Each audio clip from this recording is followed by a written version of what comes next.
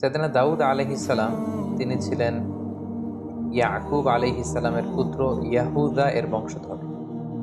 আল্লাহ রাসূল সাল্লাল্লাহু আলাইহি ওয়াসাল্লামের পূর্বে যে দুজন নবী রাষ্ট্র ক্ষমতার অধিকারী হয়েছিলেন তার মধ্যে দাউদ আলাইহিস সালাম অন্যতম। অর্থাৎ আল্লাহ রাসূল সাল্লাল্লাহু আলাইহি ওয়াসাল্লাম, দাউদ আলাইহিস সালাম এবং দাউদ আলাইহিস সালামের সন্তান সুলাইমান আলাইহিস সালাম ওনারা নবীও ছিলেন, আবার রাষ্ট্র ক্ষমতার অধিকারীও ছিলেন। বর্তমান ফিলিস্তিন সহ ইরাক, শাম, সিরিয়ার এই যে বিস্তীর্ণ এলাকা, এই পুরো এলাকা নিয়ে তাদের রাজত্ব ছিল।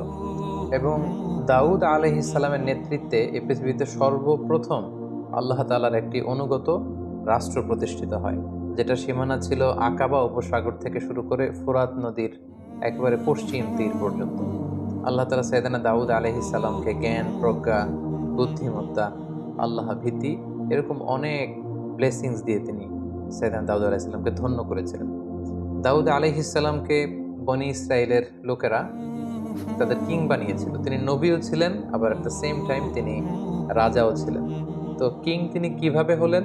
এই ঘটনাটা ঘটেছিল তালুত বাদশার নেতৃত্বে। দাউদ আলাইহিস সালাম যখন জালুতকে হত্যা করলো, তখন তালুত বাদশার পরবর্তীতে সাইয়েদনা দাউদ আলাইহিস সালাম বনি ইসরাইলের কিং বা রাজা হয়ে গেলেন। এই ঘটনাটি কিভাবে ঘটলো সেটা বুঝতে হলে আমাদেরকে জানতে হবে যে তালুতকে, তালুত কিভাবে বাদশাহ হলো। এরপর আমাদেরকে জানতে হবে যে জালুতকে, জালুতের মৃত্যু কিভাবে হলো, এবং সাইয়েদনা দাউদ আলাইহিস সালামের উত্থানটা কিভাবে হলো। এটা যদি আমাদেরকে বলতে হয় তাহলে একটু পেছনে আমাদেরকে ফিরে যেতে হবে। আমরা জানি যে সাইয়েদনা মূসা আলাইহিস সালাম তিনি যখন বনি ইসরাইলকে নিয়ে লোহিত সাগর পার হয়ে তিহ প্রান্তরে, অর্থাৎ মিশর আর ফিলিস্তিনের মাঝখানে তিহ প্রান্তর, সেখানে অবস্থান করলেন। 40 বছর তারা সেখানে থাকলো। মূসা আলাইহিস সালামের ইন্তেকালের পরে মূসা আলাইহিস সালামের ভাগিনা ইউশা ইবনে নুন তিনি বনি ইসরাইলের সবাইকে নিয়ে জেহাদ করলেন, এবং ফিলিস্তিনে তখন আমালেকারা থাকতো। আমালেকা একটা জাতিগোষ্ঠী, তাদেরকে হটিয়ে তারা ফিলিস্তিন দখল করলেন এবং সেখানেই থাকতে লাগলেন। এবং সেখানেই তারা দীর্ঘদিন থাকার পরে পুনরায় যখন তারা বিলাসিতায় গা ভাসিয়ে দিল, আল্লাহর পাঠানো বিধানকে তারা অমান্য করতে শুরু করলো, নাফরমানি শুরু করে দিল, আল্লাহ তাআলা আবার আমালিকাদেরকে তাদের উপর চাপিয়ে দিলেন। আমালিকেরা বিজয় লাভ করলো, বনি ইসরাইল ছিন্ন বিচ্ছিন্ন হয়ে বিভিন্ন দিকে চলে গেল। এভাবে বনি ইসরাইলের লোকেরা আবার পৃথিবীতে একটা নিগৃহীত হয়ে বহুদিন তারা কাটাতে লাগলো। এরপর শামুইল আলাইহিস সালাম নামে একজন নবীকে আল্লাহ তাআলা বনি ইসরাইলের কাছে পাঠান। ওনার সময়কালে বনি ইসরাইলের মধ্যে আবার সংগঠিত হওয়ার একটা প্রবণতা তৈরি হয়। তাদের মধ্যে কিছু আল্লাহওয়ালা লোক শামুইল আলাইহিস সালামের কাছে আসলেন। তখন শামুইল আলাইহিস সালাম অত্যন্ত বৃদ্ধ, এবং যে বললেন, হে আল্লাহর নবী, আমরা বনি ইসরাইল আমরা আর কতদিন এই পৃথিবীতে নিগৃহীত থাকবো? আপনি আল্লাহ তাআলার কাছে বলেন যে তিনি আমাদেরকে যেন আমাদের জন্য একজন রাজা পাঠান, মালিক। কারণ তখন আমালেকা গোত্রের রাজার নাম ছিল জালুত, তারা ছিল মুশরিক, আর বনি ইসরাইলরা ছিল মুমিন। তো তারা বলল, হে আল্লাহর নবী, আপনি একজন রাজা আল্লাহ তাআলাকে বলেন তিনি যেন আমাদের জন্য পাঠান, ওই রাজার নেতৃত্বে, মালিকের নেতৃত্বে আমরা জিহাদ করব। তখন শামুইল আলাইহিস সালাম বললেন, কোরআনে কিন্তু এগুলো বিস্তারিত আল্লাহ তাআলা সূরা বাকারায় 246 নম্বর আয়াত থেকে শুরু করে ধারাবাহিকভাবে 1.5 পৃষ্ঠায় তিনি বর্ণনা করেছেন। আমি শুধু সার সংক্ষেপ আপনাদেরকে শোনাচ্ছি। শামুইল আলাইহিস সালাম বললেন, তোমরা জেহাদের জন্য এত পাগল হয়েছো, আল্লাহ যদি রাজা পাঠায় তখন তো মনে হয় তোমরা জেহাদ করবে না। তারা বলেন কি, আমাদের বাড়িঘর ছিল ফিলিস্তিনে, সেখান থেকে আমরা বিতাড়িত, আমাদের জন্য রাজা পাঠানো হলে জেহাদ করব না? মানে অবশ্যই করব। তখন আল্লাহ তাআলা বনি ইসরাইলের মধ্যে থেকে একজন যুবককে রাজা হিসেবে নির্ধারণ করলেন, তার নাম ছিল তালুত। তাহলে এই প্রথমে আমরা জানতে পারলাম তালুতকে। তালুত হচ্ছে বনি ইসরাইলদের মধ্যে থেকে একজন যুবক, আল্লাহ তাআলা তাকে রাজা করে পাঠালেন। কিন্তু বনি ইসরাইলের লোকদের স্বভাব আমরা সাইয়েদনা মূসা আলাইহিস সালামের পর্বে শুনেছি যে তারা একের পর এক শুধু প্রশ্ন করে, গোয়ার তুমি করে, আল্লাহর বিধানকে লঙ্ঘন করে। তারা বলতে আরম্ভ করলো, এই তালুত কেন বাদশাহ হবে? সে তো আমাদের মতো সাধারণ মানুষ, তার না আছে অর্থ সম্পদ, না আছে সামাজিক প্রতিপত্তি, কিচ্ছু নেই।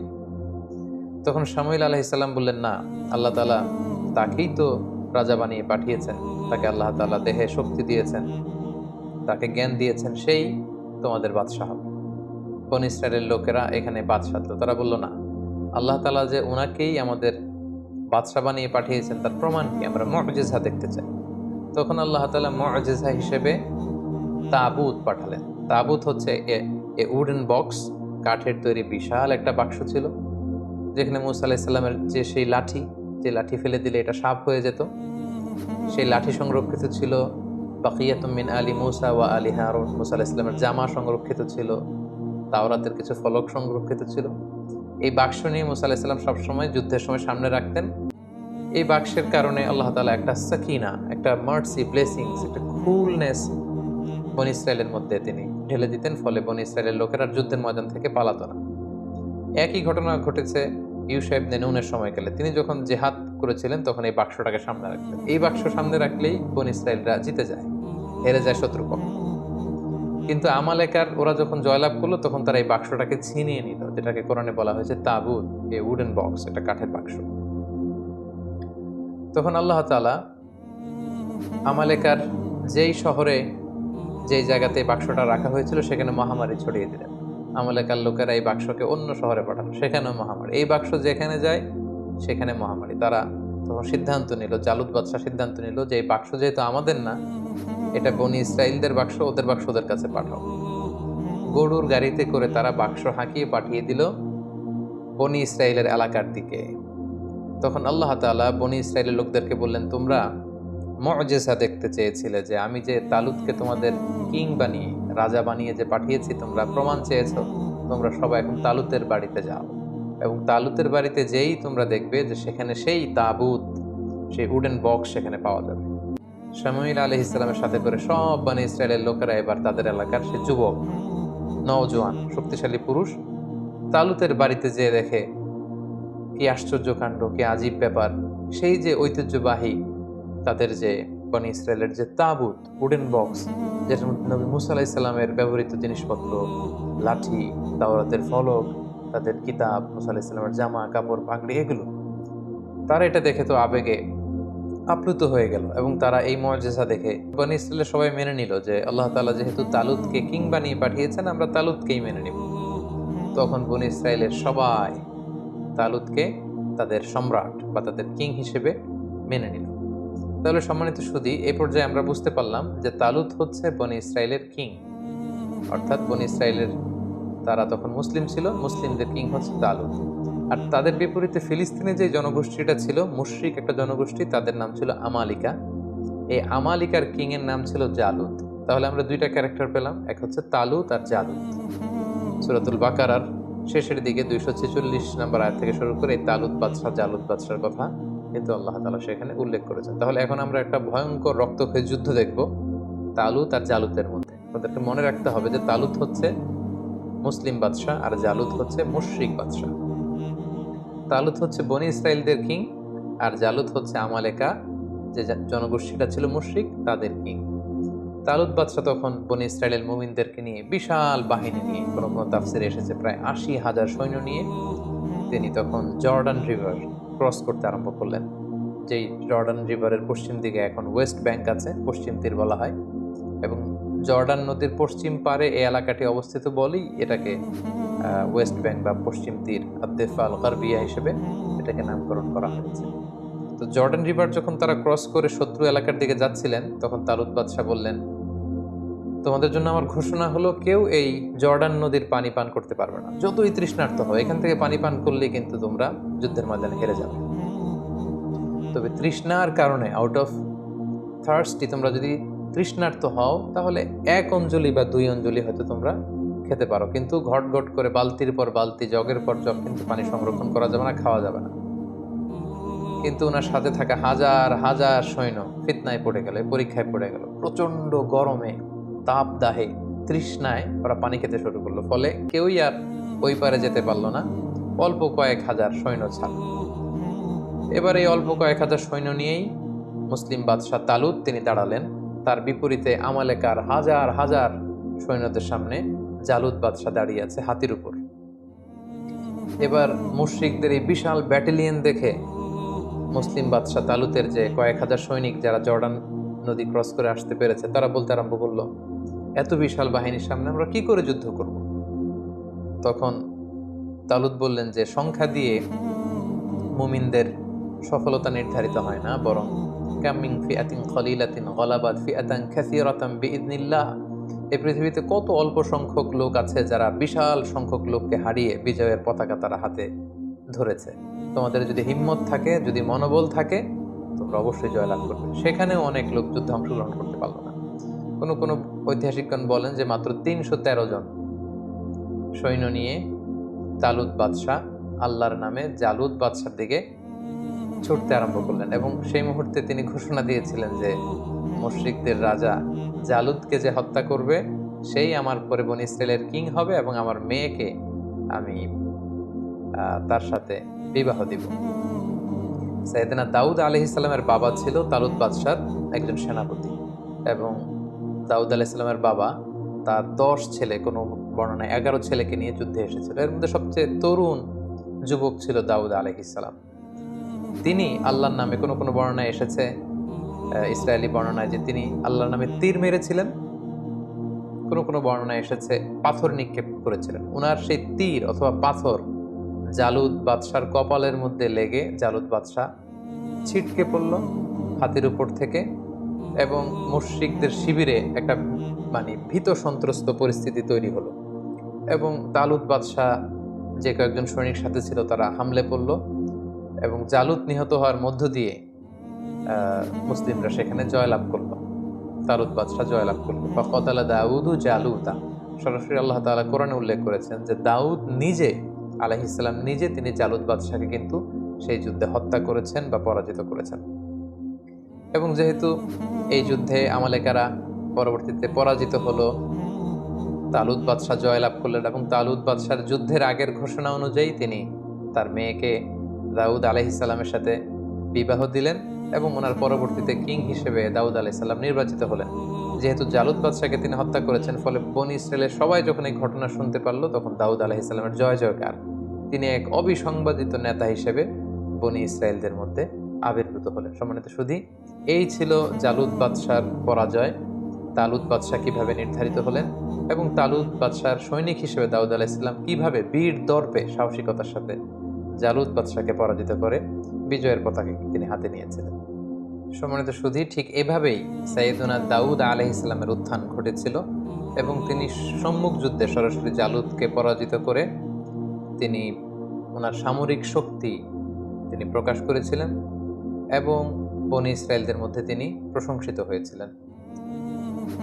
তালুত বাদশার পরে সাইয়েদনা দাউদ আলাইহিস সালাম যখন বনী ইসরায়েলের কিং বা রাজা হিসেবে তিনি দায়িত্ব গ্রহণ করলেন, তিনি রাজত্ব পেয়ে, কিংডম পেয়েও তিনি সবসময় সাদাসিধে জীবনযাপন করেছেন। তো এই বুখারী মুসলিমের হাদিস থেকে আমরা জানি যে তিনি দিনের বেলা রোজা রাখতেন, রাতে তাহাজ্জুদ পড়তেন, এবং খুবই সিম্পল লাইফ তিনি লিড করতেন। ওনার ব্যাপারে আল্লাহ তাআলা কোরআনের বিভিন্ন সূরাতে বিভিন্ন আয়াতে উল্লেখ করেছেন। আল্লাহ তাআলা বলছেন, ওয়াযকুর আবাদানা দাউদা যাল আইদি ইন্নাহু আওয়াব। সূরাতুস সাদে আল্লাহ তাআলা বলছেন যে হে নবী, আপনি দাউদের কথা কোরআনে উল্লেখ করুন, সে ছিল যাল আইদ, শক্তিশালী, আল্লাহর আইন বাস্তবায়নে শক্তিশালী ছিল। ইন্নাহু আওয়াব, তিনি আল্লাহমুখী ছিলেন, সবসময় আল্লাহমুখী থাকতেন। সূরাতুন নামলের 15 নম্বর আয়াতে আল্লাহ তাআলা বলেন, ওয়ালাকাদ আতাইনা দাউদা ওয়া সুলাইমানা ইলমা, আমি আমার নবী দাউদকে এবং সুলাইমানকে উভয়কে জ্ঞান দিয়েছি। I blessed them with knowledge.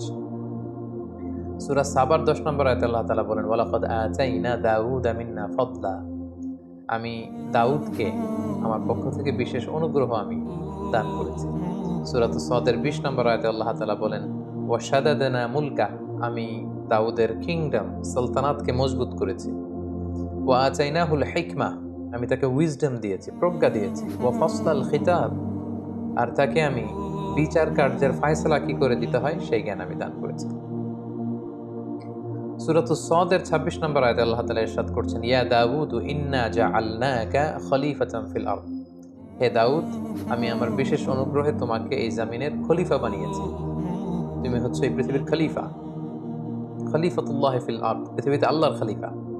ফাহকুম বাইনান নাস বিল হক, মানুষের মাঝে সত্য সহকারে যথাযথভাবে তুমি বিচার কার্যের ফয়সালা করো। ওয়ালা তাত্তাবিউল হাওয়া, হে দাউদ, তুমি প্রবৃত্তির অনুসরণ করো না। ফায়ুদিল্লাকা আন সাবিলিল্লাহ, প্রবৃত্তির অনুসরণ যদি করো তাহলে এই প্রবৃত্তির অনুসরণ তোমাকে আল্লাহর রাস্তা থেকে বিচ্যুত করে দিবে। এভাবে বিভিন্ন আয়াতে আল্লাহ তাআলা দাউদ আলাইহিস সালামের ব্যাপারে উল্লেখ করেছেন। সাইয়েদনা দাউদ আলাইহিস সালামকে আল্লাহ স্পেশাল একটা মুজিজা দিয়েছিলেন, সেটা হচ্ছে তিনি যদি লোহার মধ্যে হাত লাগাতেন, মুহূর্তেই সেই লোহা গলে নরম হয়ে যেত। অর্থাৎ লোহা নরম হওয়ার মুজিজা আল্লাহ তাআলা দাউদ আলাইহিস সালামকে দান করেছিলেন। সূরা সাবার 11 নম্বর আয়াত আল্লাহ তাআলা বলেন, ওয়া আলান্না লাহুল হাদিদ, আমি দাউদের জন্য লোহাকে নরম করে দিয়েছি। এই লোহাকে নরম করে গলিয়ে পিটিয়ে তিনি বিভিন্ন জিনিস বানাতেন। কি বানাতেন সেটা সূরাতুল আম্বিয়ার ৮০ নম্বর আয়াতে আল্লাহ তাআলা বলছেন যে সাইয়েদনা দাউদ আলাইহিস সালাম বর্ম বানাতেন, আর্মার, সাজোয়া। যুদ্ধের ক্ষেত্রে যুদ্ধের আক্রমণ থেকে, অ্যাটাক থেকে বাঁচার জন্য যোদ্ধারা যে যুদ্ধস্ত্রাণ পরে, লোহার তৈরি শেকলের বুনন দিয়ে তৈরি যে আর্মর পরে, সাজোয়া পরে, তিনি সেটা বানাতে পারতেন। আল্লাহ তাআলা বলছেন, ওয়া আল্লামনাহু সানাআতা লাবুসিল লাকুম, আমি দাউদকে কি করে যুদ্ধের পোশাক বর্ম বানাতে হয় সেটা শিখিয়েছি, লিতুহসিনাকুম মিন বাসিকুম, যাতে করে এই বর্ম পরার কারণে যুদ্ধের ময়দানে আঘাত থেকে তোমরা বাঁচতে পারো। সাইয়েদনা দাউদ আলাইহিস সালামের একটি বিশেষ গুণ ছিল যে তিনি নিজ হাতে উপার্জন করতেন। এত বড় রাজত্ব পেয়েও, এত বড় কিংডম পেয়েও কিন্তু তিনি সাদাসিধে জীবনযাপন করেছেন। সহিহ বুখারীর 2072 নম্বর হাদিসে আল্লাহ রাসূল সাল্লাল্লাহু আলাইহি ওয়াসাল্লাম বলেন, ওয়া ইন্না নাবিয়াল্লাহি দাউদ আলাইহিস সালাম কানা ইয়াকুলু মিন আমালি ইয়াদি, আল্লাহ নবী দাউদ আলাইহিস সালাম নিজ হাতে উপার্জিত অর্থ থেকে জীবন ধারণ করতেন। ভেরি সিম্পল লাইফ লিডিং তিনি করতেন। সবচেয়ে মজার ব্যাপার হচ্ছে, নবীদের মধ্যে সবচাইতে সুরেলা কণ্ঠের অধিকারী কিন্তু ছিলেন সাইয়েদনা দাউদ আলাইহিস সালাম। উনি যখন, ওনার উপর কিন্তু নাজিল হয়েছিল 4টা যে মেজর মৌলিক আসমানি কিতাব, জাবুর কিতাবটি আল্লাহ তাআলা দাউদ আলাইহিস সালামের প্রতি নাজিল করেছেন, এবং তিনি যখন আকাবা উপসাগরের তীরে বসে জাবুর কিতাব তেলাওয়াত করতেন, আকাশের পাখিগুলো ড্রপ করে নিচে নেমে যেত, তার চারদিকে প্যারেড করতে থাকতো, ঘেরাও দিয়ে থাকতো। সাগরের মাছগুলো সাগর ছেড়ে দিয়ে কিনারায় চলে আসতো। ওনার তাসবির সাথে সাথে পাহাড়গুলো, পাখিগুলো সবকিছু তাসবিহ পড়তে থাকতো। সুবহানাল্লাহি ওয়া বিহামদিহি। আল্লাহ তাআলা সূরা নিসার 163 নম্বর আয়াতে বলছেন, ওয়া আতাইনা দাউদা যাবুরা, আমি দাউদকে জাবুর কিতাব দান করেছি। সূরাতুল আম্বিয়ার ৭৯ নম্বর আয়াতে আল্লাহ তাআলা বলেন, ওয়া সাখখারনা মা'a দাউদাল জিবাল ইউসাব্বিহনা ওয়াত-তাইর, আমি পাহাড়কে দাউদের জন্য বশীভূত করেছি। সে যখন তাসবিহ পড়তো, জাবুর পড়তো, পাহাড়ও পড়তো, পাখিরাও তাসবিহ পড়তো। সূরা সদের 18 এবং 19 নম্বর আয়াতে আল্লাহ তাআলা বলেন, ইন্না সাখখারনাল জিবালা মা'আহু ইউসাব্বিহনা বিল আশি ওয়াল ইশরাক, পাহাড়কে আমি দাউদের জন্য বশীভূত করেছি। সকাল সন্ধ্যা সে যখন তেলাওয়াত করতো, পাহাড়ও তাসবিহ পড়তো। ওয়াত-তাইরা মাহশুরা, পাখিগুলো এসে ওনার চারদিকে ভিড় জমাতো। কুল্লুল্লাহু আওয়াব, সব কিছু আল্লাহ তাআলার তাসবিহ পড়তো। এবং দাউদ আলাইহিস সালামের কণ্ঠ যে অত্যন্ত সুন্দর ছিল, মেলোডিয়াস ভয়েস ছিল, এটা বিশ্বনবী সাল্লাল্লাহু আলাইহি ওয়াসাল্লাম উল্লেখ করেছেন। সহিহ মুসলিমের 793 নম্বর হাদিসে একটি ঘটনা এসেছে যে আবু মুসা আল আশআরী রাদিয়াল্লাহু তাআলা আনহু সাহাবাদের মধ্যে খুব সুরেলা কণ্ঠের অধিকারী ছিলেন। তো উনি একবার রাতে ঘরে বসে কোরআন তেলাওয়াত করছেন, আল্লাহ রাসূল সাল্লাল্লাহু আলাইহি ওয়াসাল্লাম ওনার ঘরের পাশ দিয়ে যাচ্ছিলেন। তিনি হঠাৎ দাঁড়িয়ে দীর্ঘ সময় কোরআন তেলাওয়াত শুনলেন। তারপর দিন ফজরের পরে তিনি আবু মুসা আল আশআরী রাদিয়াল্লাহু তাআলা আনহুকে বললেন, হে আবু মুসা, তুমি কি জানো গত রাতে আমি তোমার ঘরের পাশে দাঁড়িয়ে তোমার কণ্ঠের কোরআন তেলাওয়াত শুনেছি। ইয়া আবা মুসা লাকাদ উতিতা মিজমারান মিন মাজামিরি আলি দাউদ, দাউদ আলাইহিস সালামের বংশে বা দাউদ আলাইহিস সালামের কণ্ঠে আল্লাহ যে সুরের ঝংকার দিয়েছেন, এই উম্মতের মধ্যে তোমার কণ্ঠে আল্লাহ তাআলা সেই সুরের ঝংকার ঠেলে দিয়েছেন। সুবহানাল্লাহ।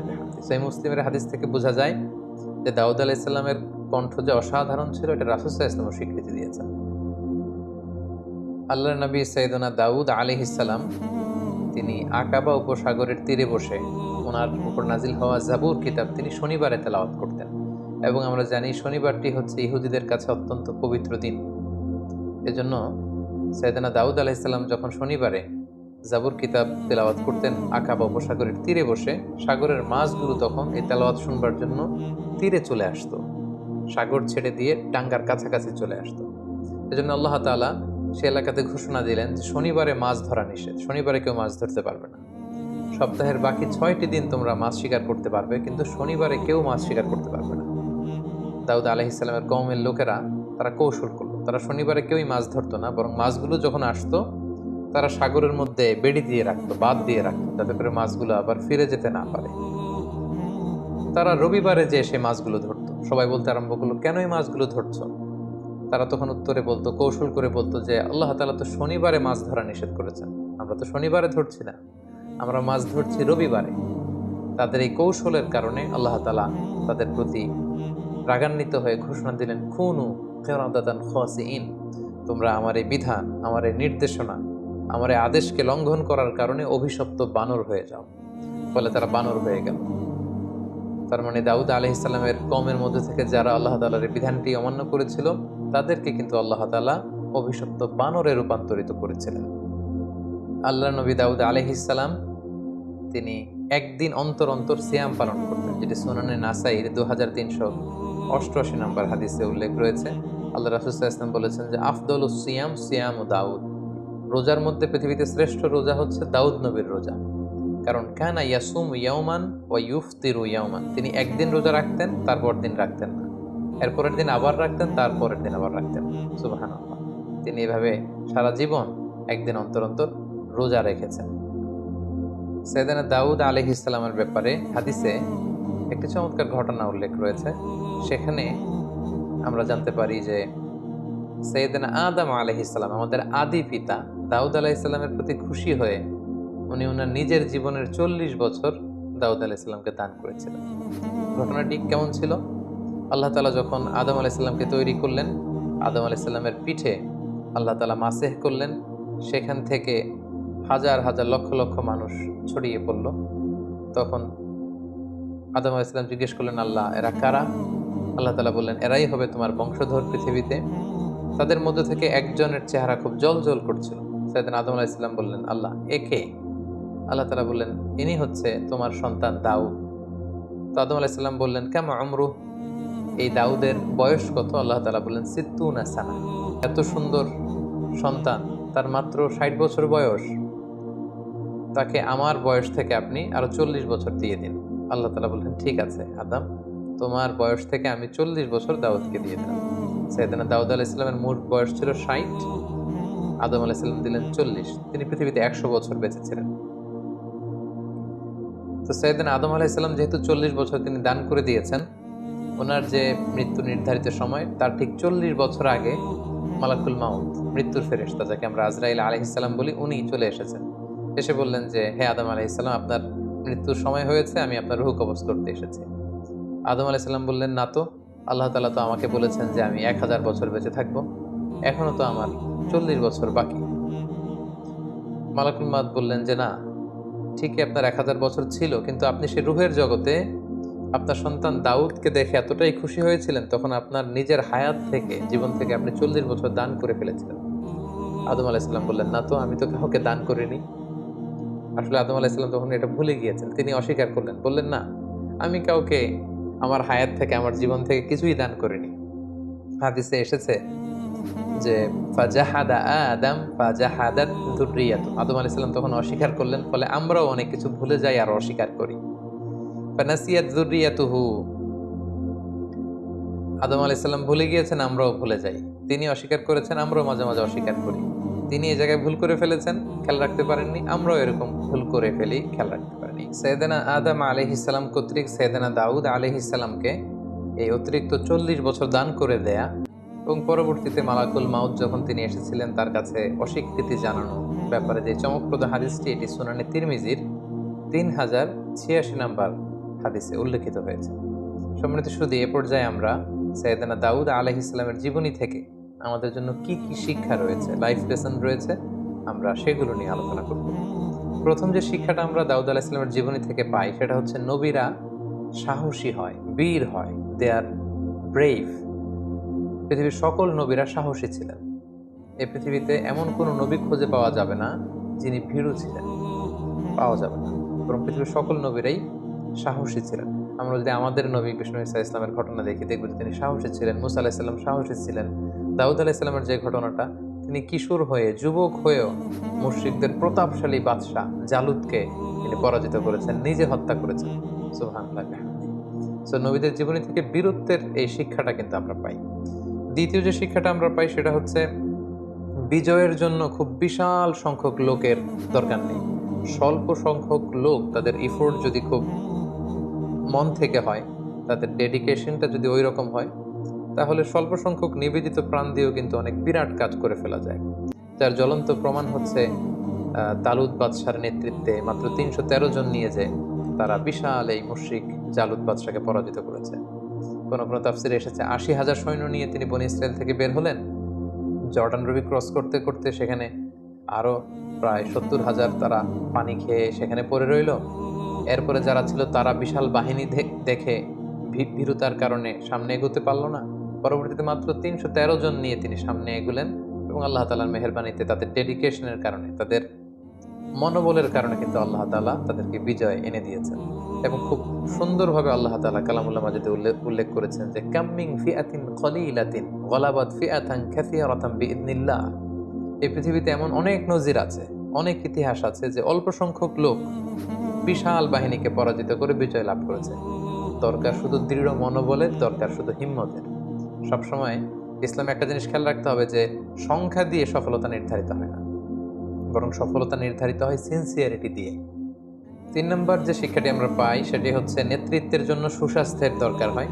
এটা দাউদ আলাইহিস সালামের ছিল। প্রজ্ঞা, ন্যায়নিষ্ঠা, উন্নত মানের বাগ্মিতার দরকার হয়। তার সবগুলোই কিন্তু যথাযথভাবে সাইয়েদনা দাউদ আলাইহিস সালামের জীবনীতে আমরা খুঁজে পাই। 4 নম্বর যে শিক্ষাটা আমরা পাই যে তিনি এই combined between revelation and kingdom. আমরা বলেছি পৃথিবীতে সর্বপ্রথম ওনার সময়ই একটি আল্লাহ তাআলার বিধান সম্বলিত একটি রাষ্ট্র তিনি প্রতিষ্ঠা করেছিলেন, যেখানে আল্লাহর বিধান দিয়ে বিচার করা হতো, আল্লাহর আইন দিয়ে ফয়সালা দেয়া হতো, যেখানে আল্লাহ তাআলার বাণী দিয়ে তিনি খলিফাতুল্লাহ ফিল আরদ হিসেবে, তিনি আল্লাহর খলিফা হিসেবে পৃথিবীতে তিনি বিচার কার্যের ফয়সালা দিয়েছেন। অর্থাৎ একদিকে তিনি আল্লাহর কাছ থেকে রেভেলেশন রিসিভ করতেন, ওহী, আবার একদিকে তিনি কিংডম অর্থাৎ রাজত্বের দায়িত্ব, দায়ভার কিন্তু তিনি পালন করতেন। তাহলে দুইটা তিনি কম্বাইন করেছেন, তিনি নবীও ছিলেন আবার রাজাও ছিলেন। তার মানে বোঝা যায় ধার্মিকতা এটা দেশ পরিচালনার জন্য, এটা নেতৃত্বের জন্য, এটা সোশ্যাল লিডারশিপ, এটা পলিটিক্যাল লিডারশিপের ক্ষেত্রে কোনো বাধা নয়, বরং নবীরাই কিন্তু সে নমুনা আমাদের জন্য দেখিয়ে গিয়েছেন। 5 নাম্বার যে শিক্ষাটি আমরা পাই সেটা হচ্ছে স্পিরিচুয়ালিটি। আপনি যত ধনী হন না কেন, আপনি যত বড় হন না কেন, আপনার আত্মার খোরাকের জন্য কিন্তু আপনার আধ্যাত্মিকতার দরকার আছে। সাইয়েদনা দাউদ আলাইহিস সালাম তিনি রাজপ্রাসাদে থাকতেন, কিন্তু রাতের বেলা তাহাজ্জুদ পড়তে ভুলে যেতেন না। তিনি রাজত্ব পরিচালনা করতেন, তিনি একদিন অন্তর অন্তর রোজা রাখতে ভুলে যেতেন না।